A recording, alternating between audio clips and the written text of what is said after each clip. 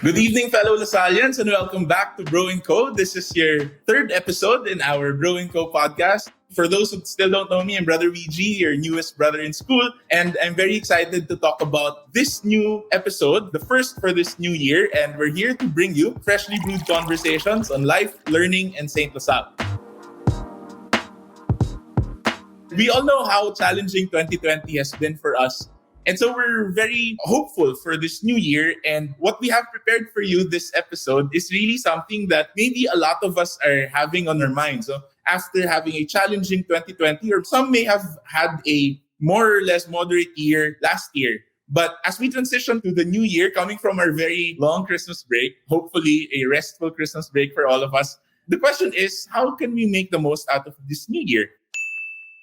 We're excited to have the thoughts and the wisdom of three of our guests this episode. We have two students from our senior high school department, and we also have our chair from the psychology department, and also a licensed psychologist on her own right, Doc Lovely. And our students are Pam and Clarisse. So let's welcome them on the show. And I'm very glad that you are here. And we know that our schedules are all packed, but we're here and we're here to talk about things that matter most to Lasallians. So good evening, Doc Lovely, Pam, and Clarisse. Yung brother. All right. Yeah, and so yun nga, as I said earlier, we're all here at the start of the new year and we're thinking how we could make things very meaningful for us. Maybe in the past years, sanay tayo na meron tayong New Year's resolution. We all have all these hopes for the new year. And we're here to talk about how we could concretely make the most out of this new year. But before that, before we go there, gusto ko munang kamusta yung Christmas break natin for our students na alam natin naghahabol ng modules. Even for us teachers sa departments and also in our own subjects, we're all catching up on these modules. But for Pam and Clarisse, how are you? How have you spent your Christmas break, and kamusta kayo ngayon going into the final stretch of the first semester? Bro, ako right now, okay naman. Still, may mga modules po na ginagawa, ganyan. And nung Christmas break and nung New Year's break, tinake ko talaga yung chance na yon para magpahinga from ACADS and all. And then ngayon, since balik na tayo, nag-grind na ulit sa modules po. Right. Nag-start ka na ba for this January?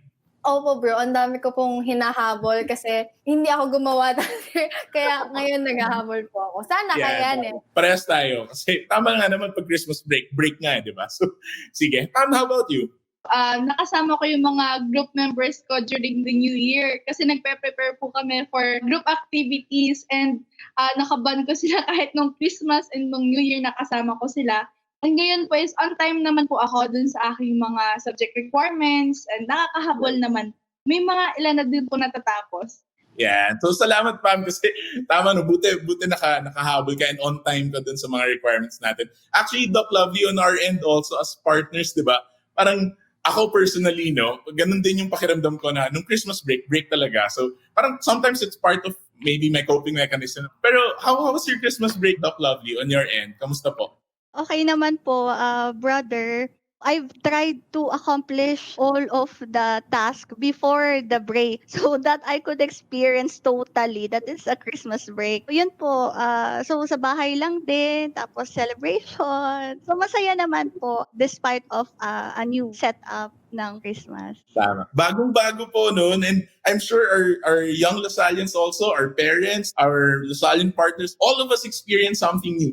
Diba? Na it's not as if we're used to that, diba? And it's good that we're all here right now na New Year ulit, and we're very thankful na magkakasama pa rin tayo at least virtually sa school.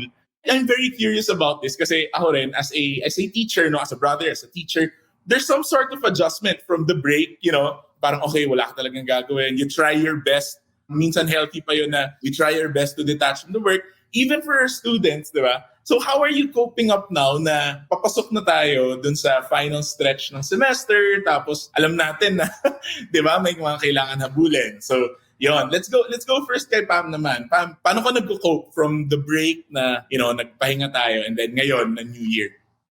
Ako po bro, nagko-cope ako kasi alam niyo po yun nandun yung spark na matatapos na yung sem na to, konting push pa, ganon. So, yun yung nag-encourage po sa akin na gawin ko yung best ko dun sa mga remaining academic tasks or kaya naman sa mga extracurricular ko po, ayun. Right? Talagang parang nandun yung drive mo na, okay, tapusin na natin to. Right? Nahirapan ka ba dun sa part na yon? Or parang was it easy for you to say na, okay, tapos na yung bakasyon. Monday na ulit. Magsa-start na ulit tayo ng work. Was it easy for you? Hirapan po ng konti, ganun. Nasanay po kasi tayo na pahinga, ganyan. Nakikipaglaro lang po ako sa dog namin. And nagbabasa ng mga books po, yun.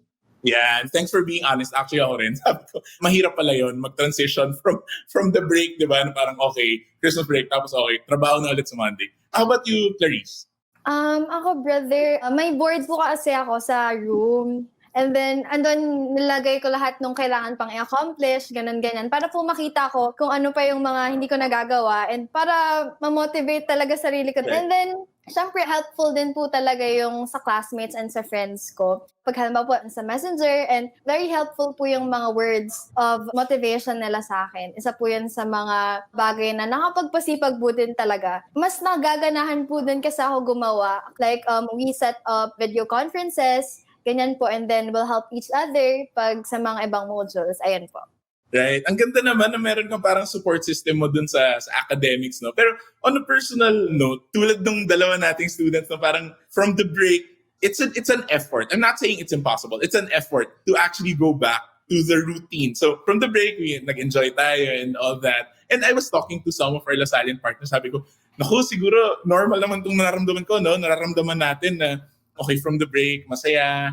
Tapos ngayon, we're back to the reality. Di ba? Na we need to get things done. And sometimes, it causes different things, no? Doc Lovely, on your end po, as a psychologist po, how do we explain or understand that certain experience na how do we get out of that quote-unquote slump na, nagbakasyon tayo. And so, kumbaga kung face-to-face pa, we drag ourselves to school, right? I think that's a very normal experience. So, what could you say about that po? That's really normal po, brother, lalo na po na parang yung mindset natin na parang the old is gone, the new has come. So by 2021, the old academic task and yung po mga nakapending na workloads and all ay hindi na ipupursue on the new year, which is 2021. And then somehow po, it's really normal that we feel na, ay meron pa nga pala ako mga kailangan pang gawin na hindi ko natapos on the year 2020. So, yun po, Brother Ed, yung thinking po natin na by 2021, bago lahat. Bago ang gagawin, bagong simula, and all. That's, of course, affects us psychologically, mentally, emotionally. And it's really normal to feel that way. But of course, we also need to consider that we need to take action. We still need to continue those pending tasks, requirements, even though we have this thinking na last year pa ito eh. So, yun po talaga yung sigurong masasabi ko na nagiging source. Isa sa source kung bakit nagkakaroon pa rin ng adjustment. And of course, talaga po namang napaka-buti sa kalooban noong ikaw ay nagpapahinga during a holiday. So how we wish that on our entire life, we are just resting. But of course, as a responsible individual, we still need to do those tasks because it's a part of our responsibility for teachers and of course for our students. Right. So, ang ganda no, parang it's also normal that we have to go back to how it was, di ba?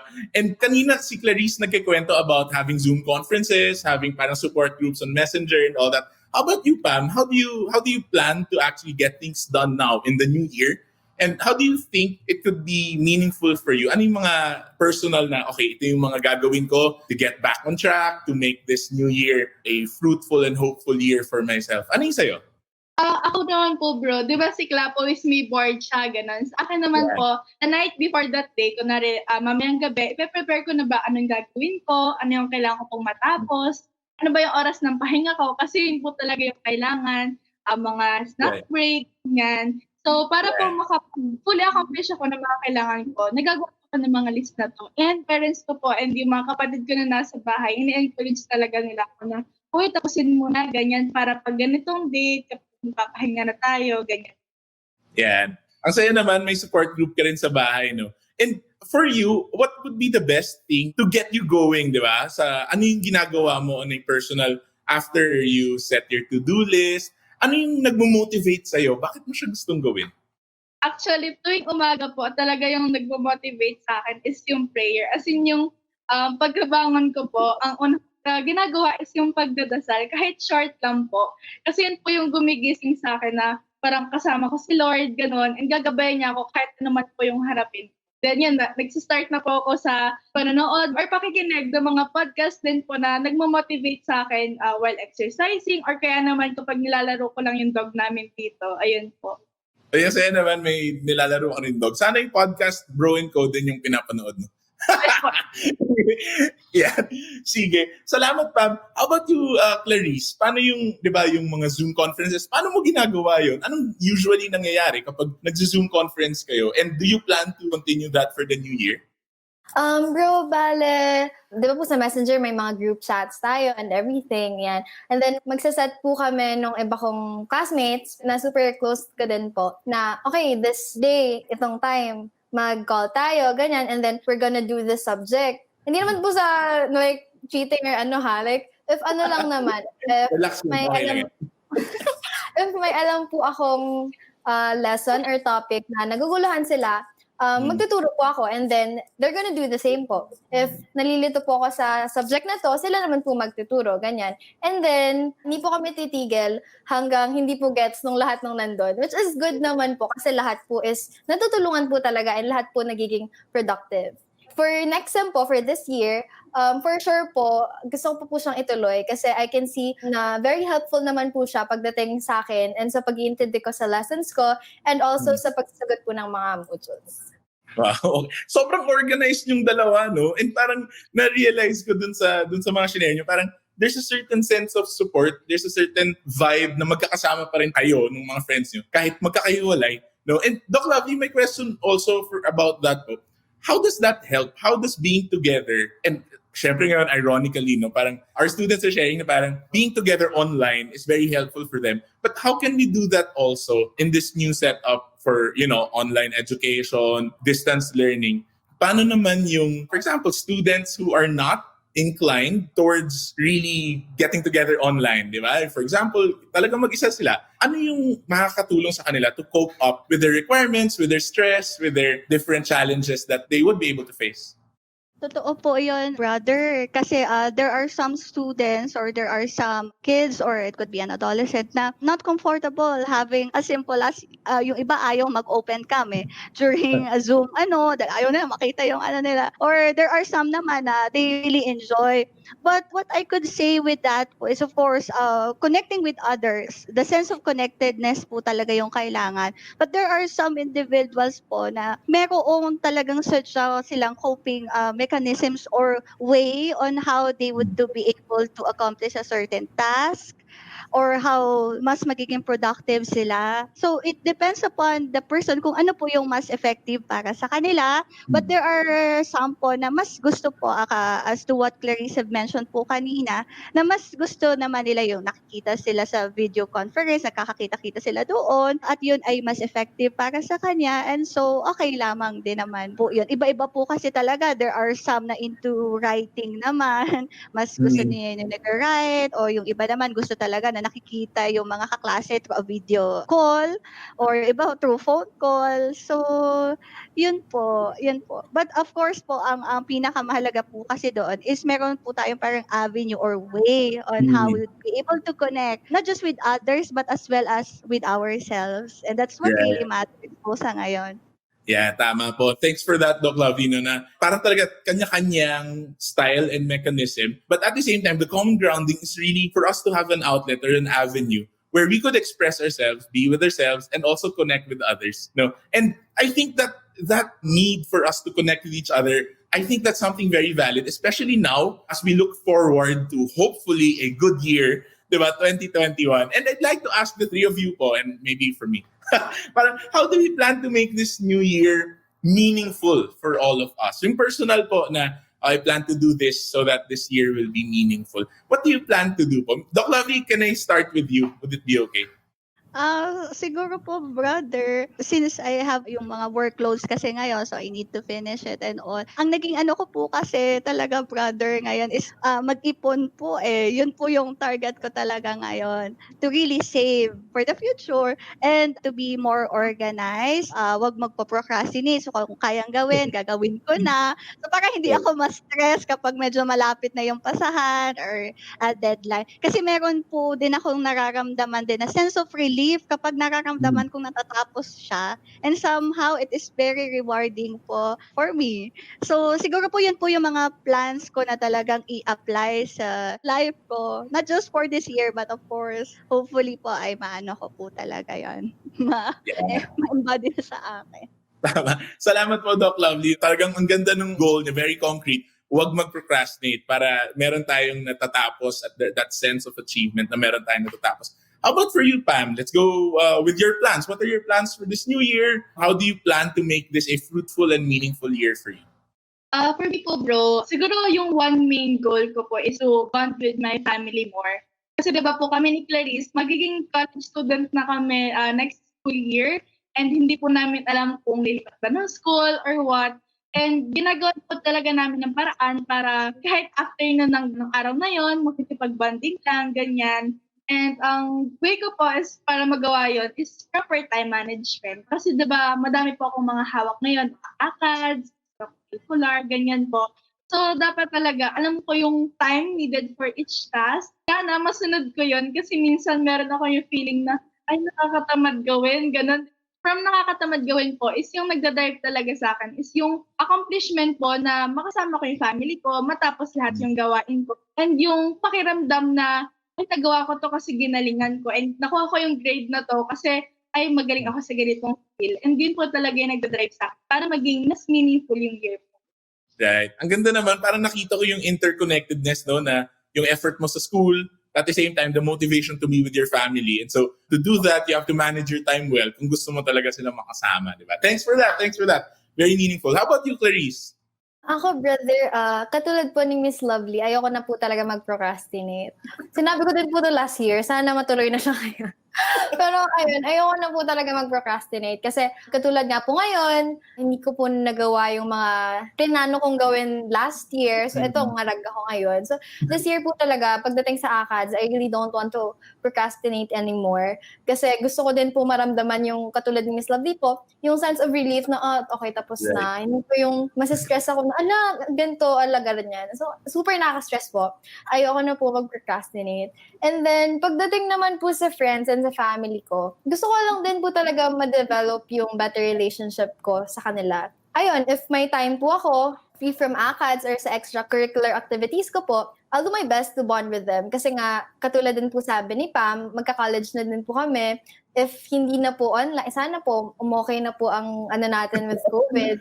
Sana hindi na po online ang class. And if ever mangyari din po yan, of course, may possibility po na malayo ko sa family ko and sa friends ko. So ayun, kahit po through online lang, kahit ngayon pa lang, I make sure na I give them time. And then, pagdating na sa sarili ko, ayun, I just really want to be a better version of myself din po. Since New Year, new beginnings and all. So kung ano man po nangyari last year, it's all over now. I just want to have a new start, kumbaga, and make things better for me. And I hope everybody does that din po.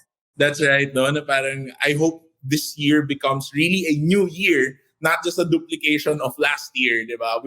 We know how challenging and difficult it was. And thank you very much for sharing your thoughts, no? Na ako rin habang nakikinig sa inyo, parang dami ko rin natutunan. And I could relate perfectly, di ba? Na let's not procrastinate. Ako rin, I'm actually working here in the office and yung mga to-do list, parang sometimes if you look at your to-do list, ang dami pala. Diba? And it causes stress, but at the same time, it could motivate us. Na parang, okay, let's check this, get this done. Diba? But at the same time, ang ganda rin ng mga shinare nyo na no matter how much work we have to do, that dimension of being connected with others should still be there. If I could maybe summarize what you said about that, na yeah, marami tayong kailangan gawin, we have our goals, but part of that is also our well-being and our connectedness with other people, no? And thank you for being very honest here and being very casual with your sharing, no? And just like our other episodes here in Bro & Co, we're going to finish by me asking you several questions that it's a bit of a challenge, pero madali lang naman. I'm sure madali lang for you guys. Let's start off with Pam. Okay, first question, Pam. What is one goal that you have for yourself this 2021? To be fit more and to bond with my family and friends more.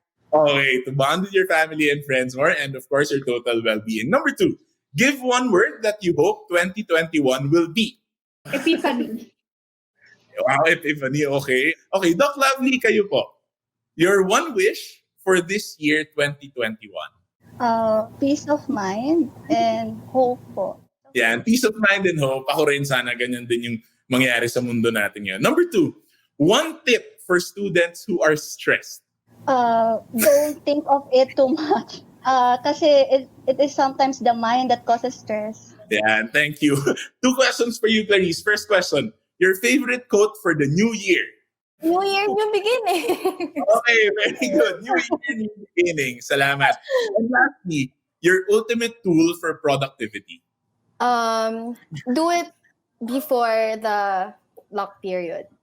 Okay, do it before Sorry, the hindi lock. po yung word, pero pray, sorry. Pero yun po yun. Okay, tama. Gets ka naman namin na gawin natin bagong mag-lock period. Sige. So, maraming salamat again, Doc Lovely, Pam, and Clarisse for spending time. I really enjoyed this conversation. It's nice no, parang small pieces of learning we were able to impart with our Lasallians and friends who are watching Bro & Co. So, I wish you all the best in all your endeavors. No, I'm sure as Lasallian partners, Doc Lovely, and all our Lasallian partners, good luck for the new year. We know that a lot of our to-do lists, to-do items would pile up, but kaya natin yan with little motivation from our friends also. And of course, our students, Clarisse and Pam, thank you very much for joining us. If you want Lasallian partners and friends or students to be on the show also, or kung gusto nyo pa ulit maging guest sa show, pwede kayong mag-suggest, just let me know. So, thank you very much. Hopefully this new year really becomes a new beginning for us, no? And to all our viewers in this show in Bro & Co, thank you for being with us in this episode, our 3rd episode. And we hope to still have you in our succeeding episodes. If you want to have your friends or your loved ones or your classmates, your best friends, gusto nyo maging guests sa show natin, you could actually give their names to us by clicking this link or scanning the QR code that you see on your screens. And they will be with us and we're going to talk about things that really, really matter most to you. Make sure to subscribe and like this video and share it with your friends also. So they also support our podcast and have different conversations that we could brew for them. So I hope to see you around. We hope to be in school. I think that's very clear. Hope to be in school. And thank you for joining us and for viewing this episode of Bro & Co. So make sure to click that like button and that notification bell so that you would know when our next episode would be. And that's it for us. Once again, I'm Brother VG and this has been Bro & Co, where we serve you freshly brewed conversations on life, learning, and Saint Lasal.